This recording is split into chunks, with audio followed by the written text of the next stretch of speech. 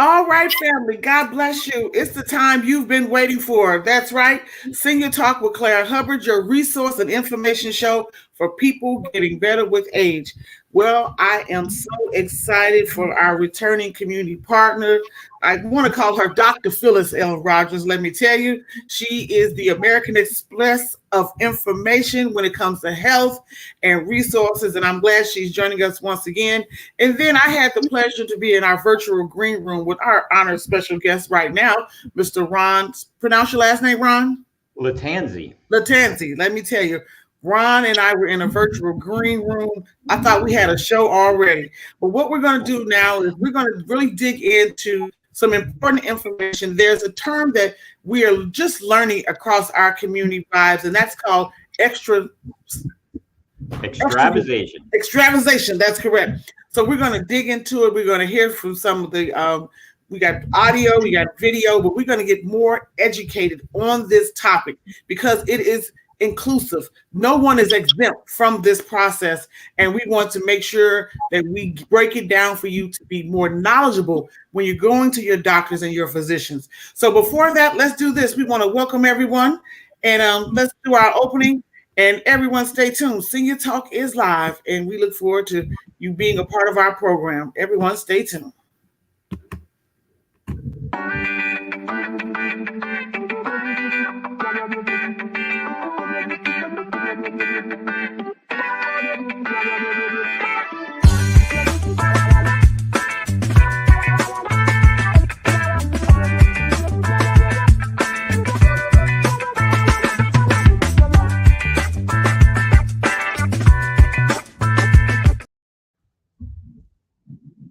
All right, everyone. As I mentioned, we are live here. You're watching Senior Talk with Claire Hubbard, your resource and information show for people getting better with age. We're also very excited to let you know that you can do yourself a huge favor and go to Senior Talk, go to clairehubbard.org/livestream and watch it on our website. We're not missing any angles. So today we have our returning community partner. Oh my goodness, Phyllis L. Rogers. She is with us, as well as Ron Latanzi. Yep. Latanzi. And we're just going to really get into the nuts and bolts of some new information that we're sharing. First of all, I just want to say, Miss Phyllis, if you care to do so, everyone knows you, but if you want to reintroduce yourself to our viewing and listening audience, please do so at this time. Sure. Thank you, Clara. And again, thank you for the opportunity. I am Phyllis Rogers. As you know, we are considered boots on the ground, Peer Plus education and training advocates. There's no community too wide or too small for us to go to. And we're always looking for new community engagements. Probably maybe 3 years ago, I was introduced to Miss Carrie Lotto. And Miss Lotto, oh my God, she had information, as you said, things we've never heard of before, within our community. And the fight to be able to get this information out here to people like myself and others that are in remission and survivorship. And for people just don't know exactly what to do or what questions to ask. So I joined this group, and I am dedicated to going in when there are the Zoom work classes or webinars, just to educate myself so I could bring it back to the community. But with that, Ms. Lotto was not available today, so she asked Mr. Ron Latanzi if he could come on board and talk with us, about this need and what it is that we need to understand. And Ron, if I may call you that, I would like for you to be as open as you possibly can, but simplify it also, because so our listeners will understand exactly what it is that you're talking about when you say extravasation. Yep. So with that, I'm going to turn it over to Ron. So Ron, if you would like, we were in our virtual green room. Would you like me to present the video first, or would you like to, in addition to? Let me go through the topics of the, to start off with, and then I'll ask you to show the video at that point, if that's okay. Fantastic. Okay, great. Well, Thanks, Phyllis, for the introduction today, and as well to Clara. As Clara mentioned, we strategized a little bit last night. I got very excited and started jotting down a lot of thoughts. So I've got them all in front of me right now, and hopefully they're simplified. But Clara, I do appreciate the opportunity to be here today. I'm very excited. I want to share 4 points today, and if I can get to those 4 points, that'd be great, and then answer any questions. And anybody can just email me if they have additional questions later. I want to talk a little bit about the background, and the video that Clara mentioned is going to help us go through that faster. And then I want to talk about radiopharmaceutical extravasations and how a patient can minimize the chance that an extravasation happens to them. And then the third point I want to talk about is, well, if an actual extravasation does happen, what can patients do if it happens to them or one of their family members? And I can just tell you this, that nothing good comes from being extravasated. So keep that in mind.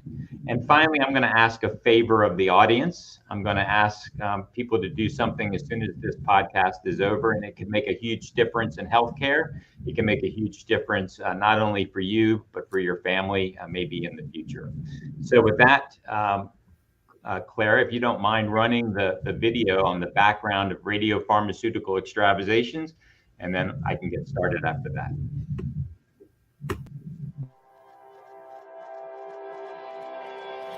Nuclear medicine procedures provide great patient benefit and are generally low risk. However, large radiopharmaceutical extravasations can negatively affect patients and their care. To provide high-quality images, nuclear medicine centers invest heavily in the latest camera equipment and quality practices.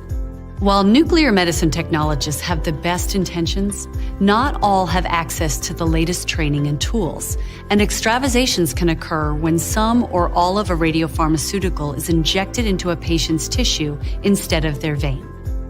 Extravasations can go unnoticed even by the most qualified nuclear medicine staff, since most radiopharmaceutical administrations involve very small volumes and do not usually create a burning sensation for the patient.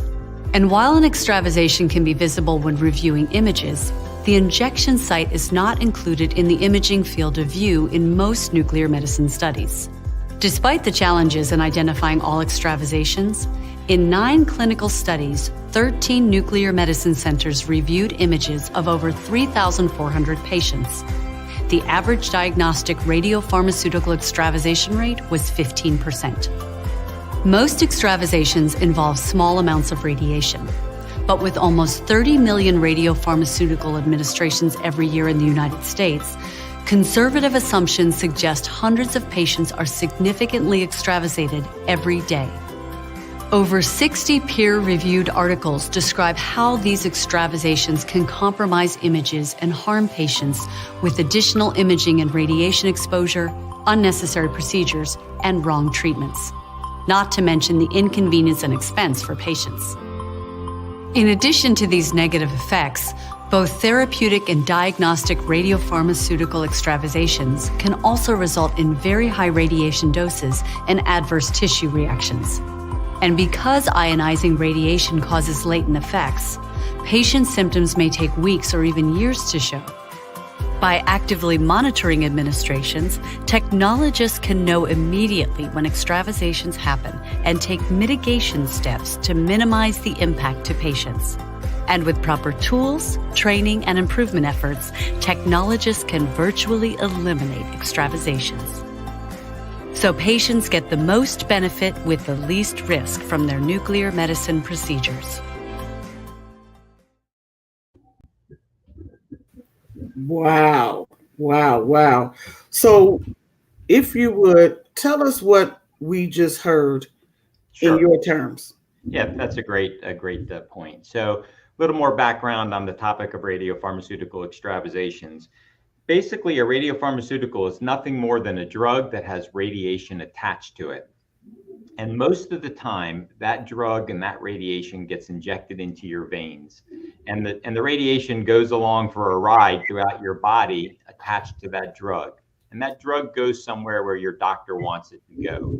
And then the patient gets into a scanner, like a PET scanner or a SPECT scanner. And the radiation that's attached to that drug, basically most of it leaves the body and hits that camera. And this computer and a software package makes an image from what that radiation, where that radiation is coming from in your body. And so then the radiologist looks at the image and gives your doctor information to make sure that the patient can get the best care. Sometimes that radiation is attached to a drug to make an image. Sometimes, and this is happening more frequently today, that radiation is attached to a drug that can go right to a tumor and kill the tumor. And that it'll radiate that tumor until the tumor dies, which is great news for patients, right? And so I want to make sure that I stress this point right now, which is nuclear medicine is really important. It's really cool. It's very exciting. It has amazing benefits for patients. And if your doctor thinks that you can benefit from a nuclear medicine procedure, you should definitely listen to them, because the benefits greatly exceed the risk that come with radiation. Mm-hmm. But that benefit risk ratio really depends on all of the radiation being injected into your vein. Okay. But if some of the radiation doesn't go into the vein and it goes into the tissue around your vein, that's not good. Okay. Right. Now, extravasations happen across all medicine.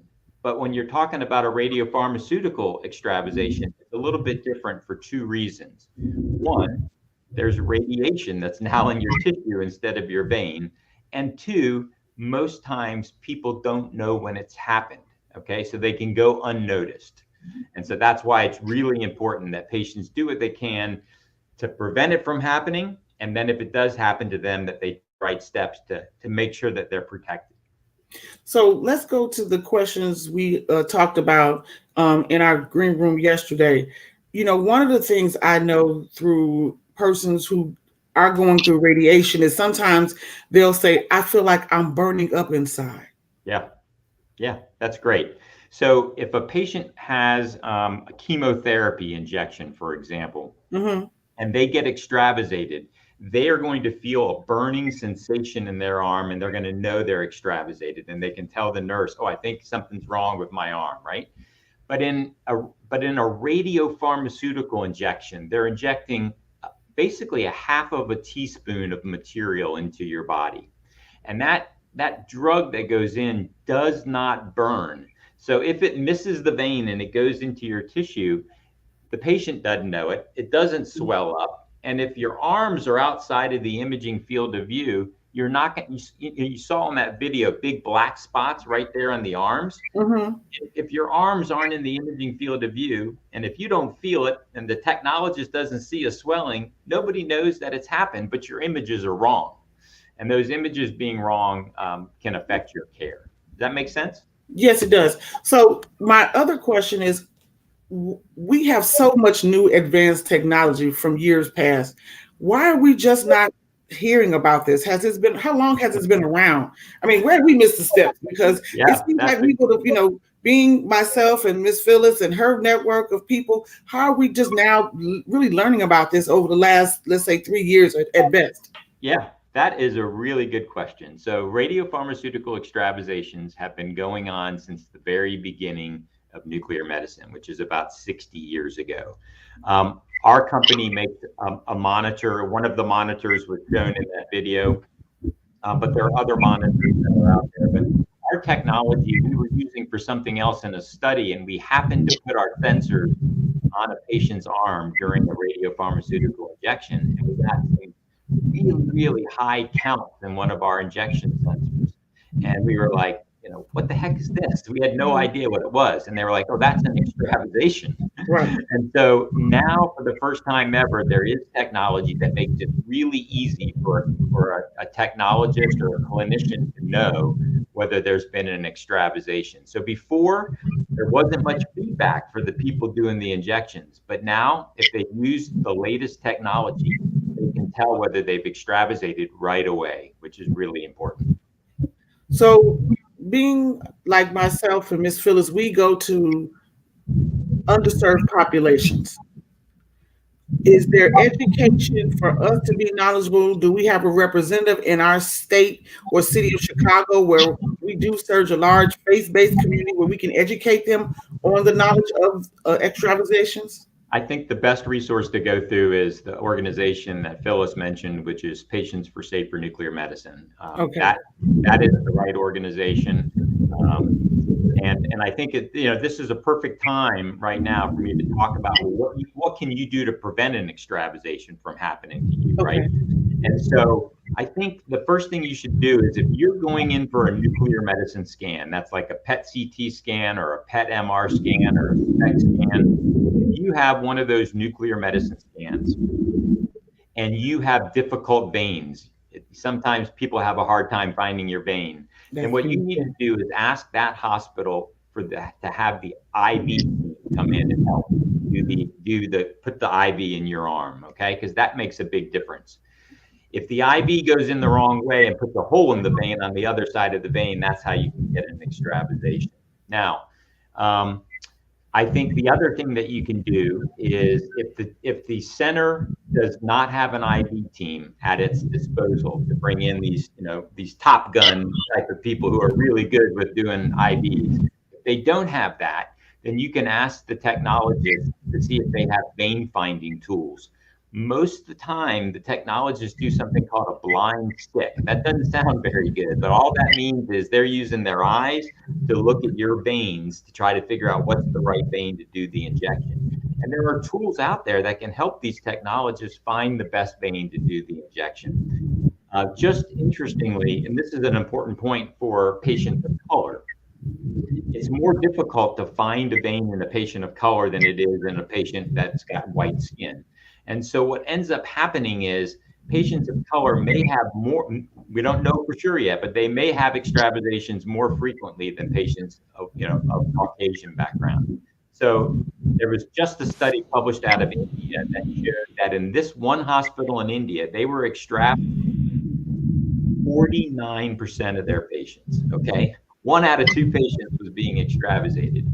They got a vein finding tool, and for their darker skinned patients, it really helped.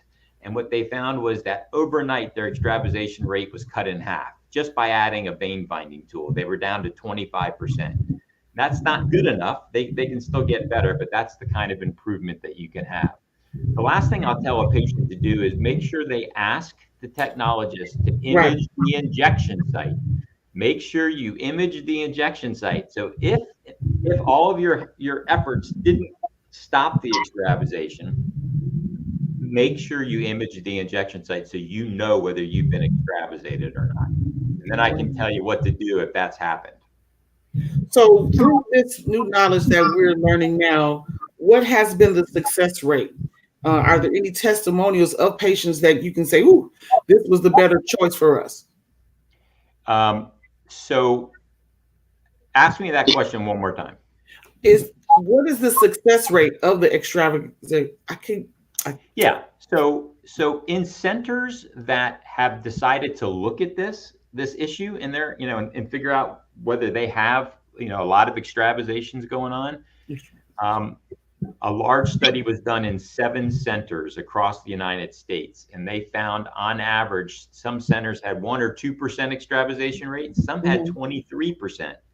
But the centers that had high rates, when they wanted to get better, they can get better overnight. It's really impressive how fast they can improve. So, go ahead. I have a question. Yes. What type of special training should that technician have that is administering this? Is it like a regular phlebotomist? No. Or has that person had to go up a little bit a different level and do a different type of study? Because we know people can get a phlebotomy with certificate in 6 to 8 weeks, I think. Yeah. But something like this, it's got to be a little bit different. That's a great question, Phyllis. So here's the main issue.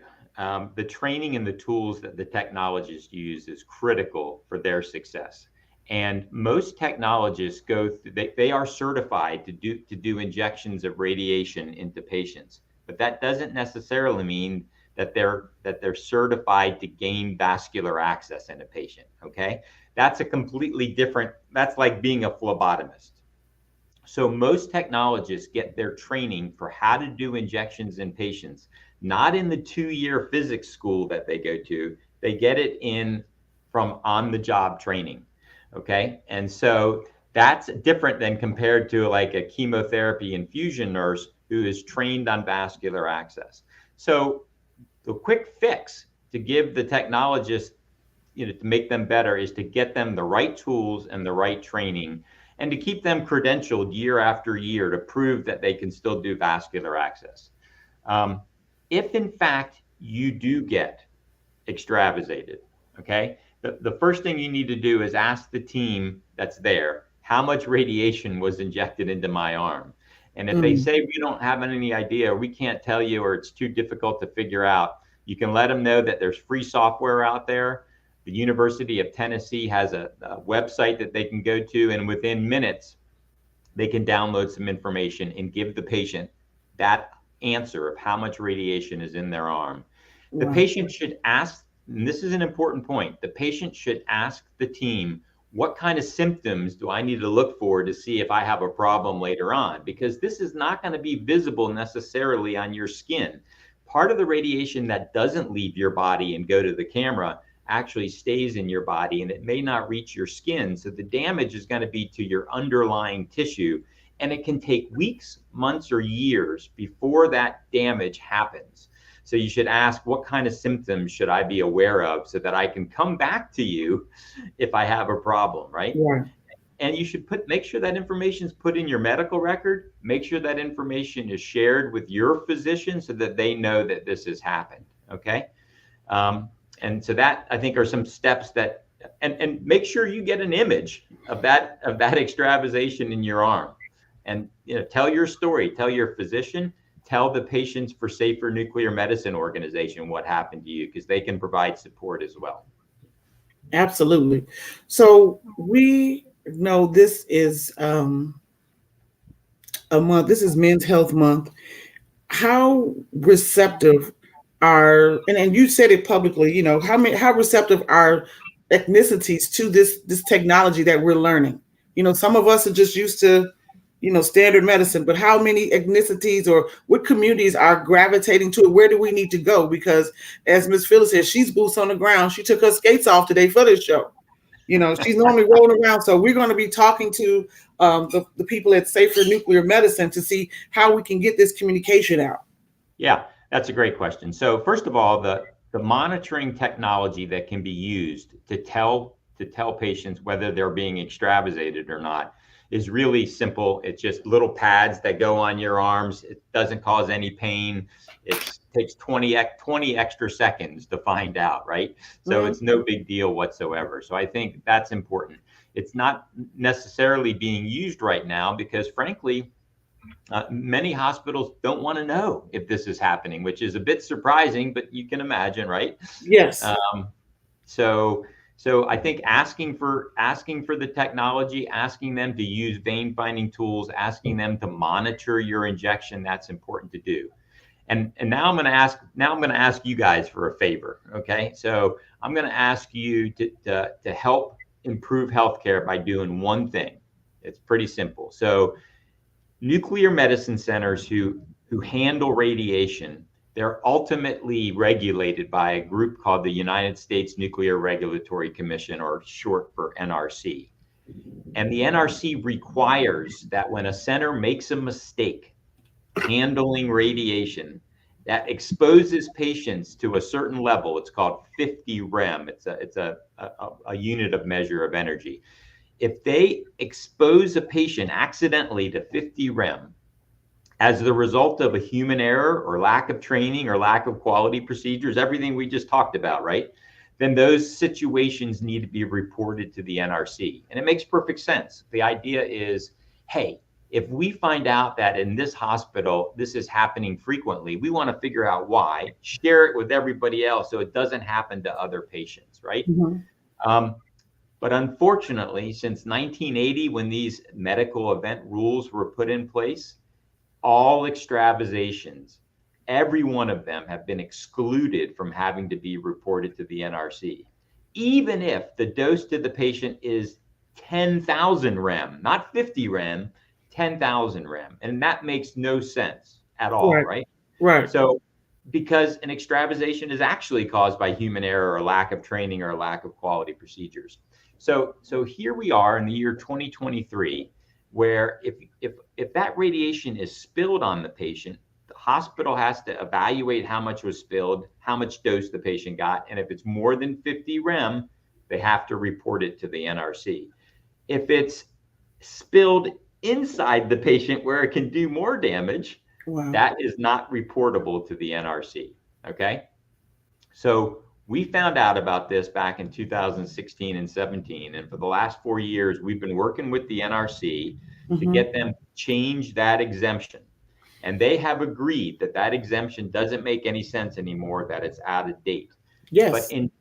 So that's good news, right? That's the good news. But in December of last year, when they made that decision, they created the idea that there would be a new reporting method just for extravasations. They were going to scrap the idea of 50 rem, and they're going to say, we only want to hear about these extravasations if patients were actually injured. Okay. Now but let me say this, Ron. Here's my synopsis. Yep. I think with the reporting, it would help. And if I'm correct, please correct me on both of you, Ms. Phyllis as well. We want to make sure that we can not be readmitted to hospitals for this same thing. So there's an error, within 30 days, some people we already know should still be there. So why are we not? This would be a great avenue of having us really log into being more the training, the discharge plans and all that, getting an inclusive look at someone and not having them be readmitted within 30 days of this same situation. Yeah, and unfortunately it gets worse, Clara, because it might not be 30 days before the injury shows up. So, I mean, this is a crazy idea that the NRC has put out. It just makes no sense whatsoever, other than trying to minimize this being reported, okay? Wow. So a patient who doesn't know they've been extravasated, who doesn't know what the symptoms are, who is going through chemotherapy and all these other treatments, starts to feel pain in their arm 3 months later. How are they going to know that that's an extravasation? It makes no sense whatsoever. And then if they do think it's an extravasation because they heard this podcast, right? They heard this talk. Then what they're going to do is they have to make an appointment back with the center that just caused the extravasation and have the doctor agree that that's caused by an extravasation and report it to the NRC. And they have to pay for that, right? Wow. It makes no sense. So you're saying the symptoms can be present but not be exposed until 3 months down the line? Months later, okay? Wow. All right, so that's what radiation can do sometimes. So here's what I need people to do, and I know you're going to help me. Yeah. I need people to write the NRC and say, the idea of putting the responsibility on the patient for reporting extravasations makes no sense, and it actually increases health inequities, right? It makes it harder for patients of color or patients who don't feel comfortable going back to the center that caused the medical error and reporting to them, because look, you got to go back to that center again, right? And so it's not a good situation. Simply, an extravasation should be treated like any other medical event. They should be monitored. And if it happens, they should be assessed. If it's greater than 50 rem, it should be reported to the NRC. And if that happens, it's fair for everybody, right? So it doesn't matter whether you're a white person or a black person. If you end up having an extravasation, the center's going to report it, okay? It's not going to count on you to do the reporting. And the idea is that once centers start reporting this, they're going to find ways to get those technologists trained so that they don't do this again, right? And that's great for patient care. And it may not affect you, but everybody knows somebody who has cardiology issues or oncology issues. And if you're extravasating frequently, it's going to get somebody you know, one way or the other. Wow. Can I ask a question? What is the risk of that causing blood clots? Phyllis, you're asking all the good questions. So sometimes these are called pulmonary embolisms. Sometimes if you have a big amount of radiation actually stuck in your vein, and it gets, sometimes you can have valve issues. That big slug of radiation can end up being sent to a patient's lung. I've seen that happen before on an image. That is a very, very rare event. And it's not usually caused by anybody other than the patient's anatomy. But it can happen where you get the radiation stuck in the lung. There are actually some papers written about that, but that's not related necessarily to an extravasation. An extravasation, that dose is stuck in your tissue. It's in your muscle. It's in everybody has a small layer of fat, like right under their skin. It can be in that area, but no matter what, having radiation not where it's supposed to be is not a good thing for anybody. It's not a good thing at all. Wow. Yeah. Wow. Woo, we got some work to do. Yeah, we got a lot of work to do. Wow. And I want to make sure that we bring it home to our community. Yes. Yeah. You know, I've been on these calls for a while, and you know, we're in the community all the time. The only time I hear this word is when I'm with this group. Yes. Okay. And we're in the face of providers all of the time. And when I bring it up, they kind of look at me with Yeah. this. They don't know. So they're not all educated on what it is. They don't know. That's exactly They right. do not know because it has not been a part of their curriculum, especially for people. I would think that would be a part of it if you're going somewhere in oncology. It needs to be a part of the team. Yep. And it's not. Yeah, those your oncologists don't know when you've been extravasated. It's not in the radiology reports necessarily. It's not on the image because your arms are outside the imaging field of view. So your oncologist doesn't know, but they're using that image to determine your care, right? And that's a problem. That's the problem. Because So your image is not right. That's a big problem. That's a big problem. So you say right now there's only, if I heard you correctly, only 7 states that are using or No. Very, very few centers right now.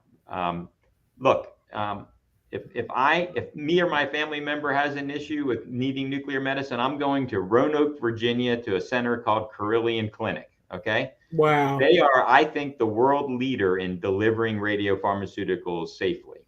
They are amazing at Carilion Clinic in Roanoke, Virginia. So if you have any of your audience in the Virginia area, I would go to Roanoke, Virginia.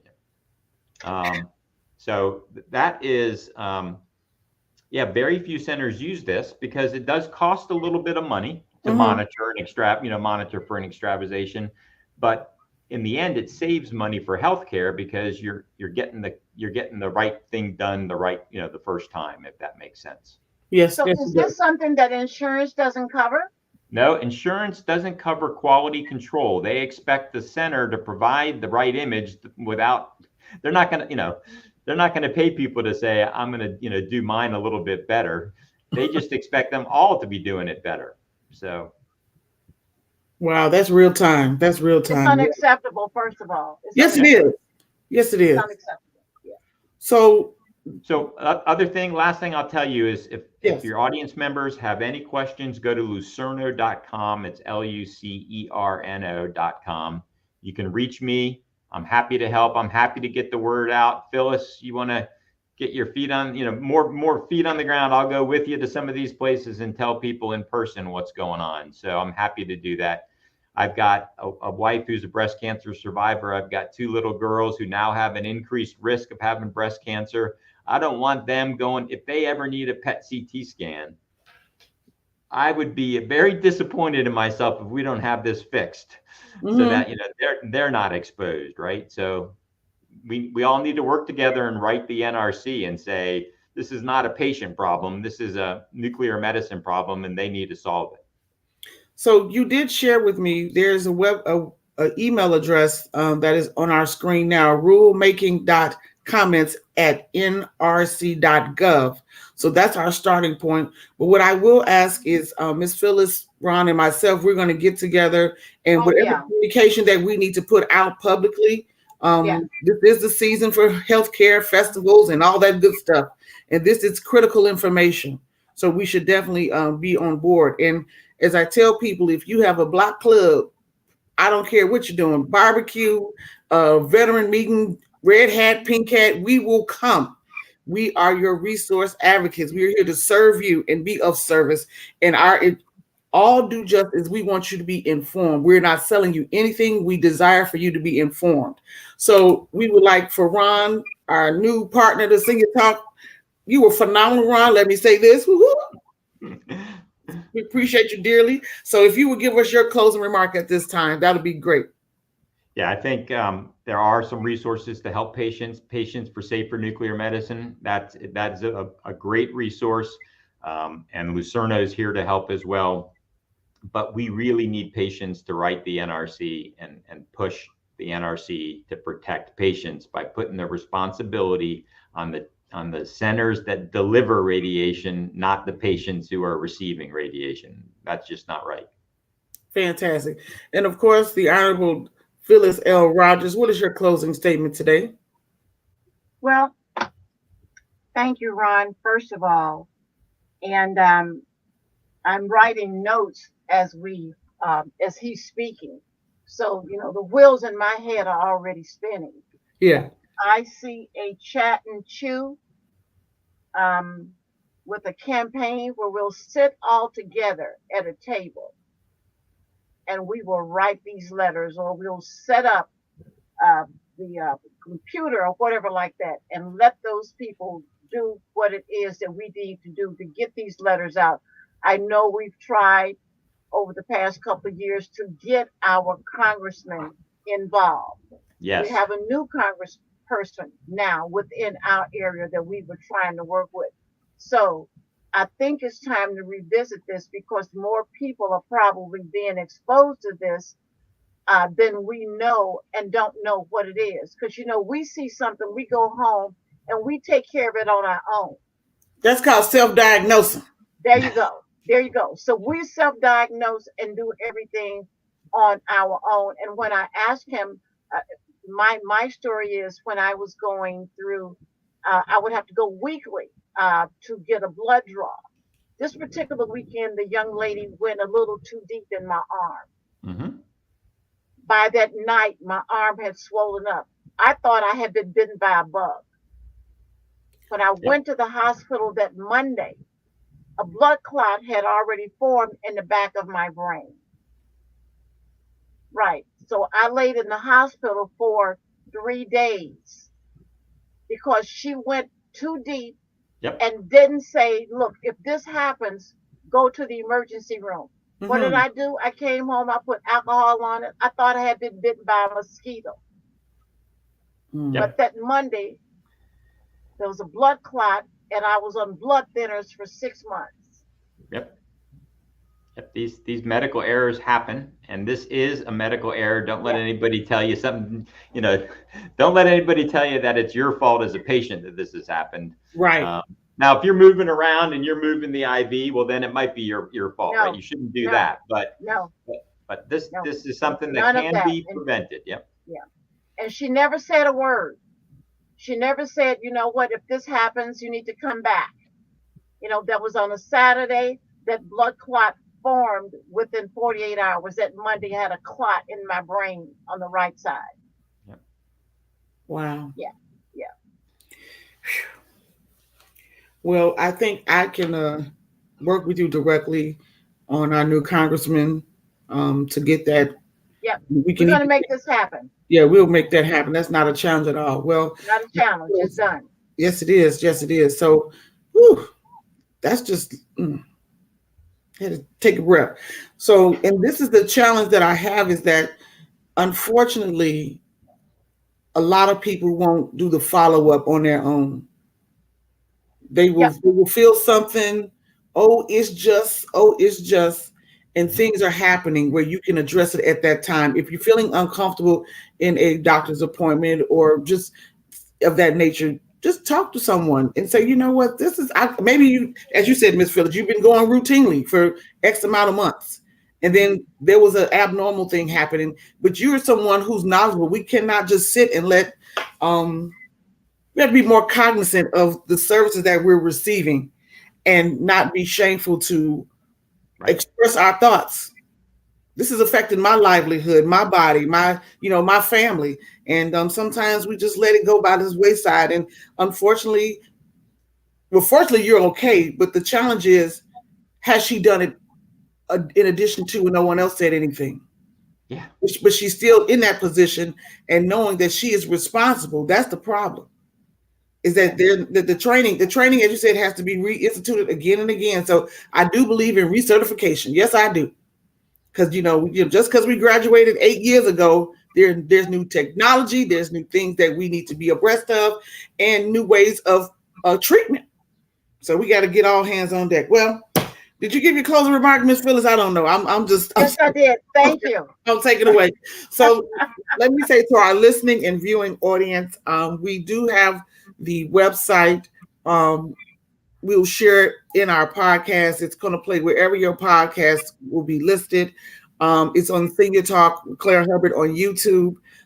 Thank you, Ron. Again, we will definitely be making note to reach out to the group Safer. What is it? Safer Nuclear Medicine. Yes, Safer Nuclear Medicine. And we just want to thank those who are listening and viewing in today.